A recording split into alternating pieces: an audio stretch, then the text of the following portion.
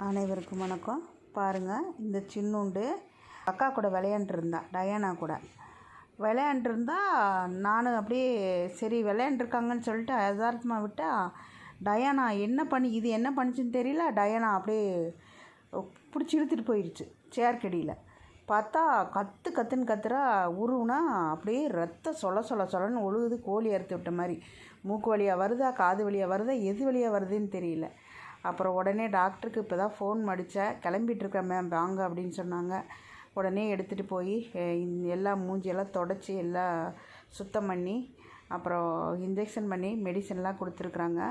மூக்கு அப்படியே வாய் வச்சு அப்படியே கழுவிருச்சாமா. அதனால் எந்த இடத்துல புண்ணாயிருக்குன்னா மூக்குலேயும் நாக்குக்கு பக்கத்துலேயும் புண்ணாயிருக்குது. அது ஒரு வாரம் ஆகும் அப்படின்னு சொன்னாங்க. இப்போ கொஞ்சம் ஃபில்லரில் பால் கொடுத்தேன். குடிச்சிட்டு அவங்க அம்மா கூட படுத்து தூங்கிட்டு இருக்கிறா.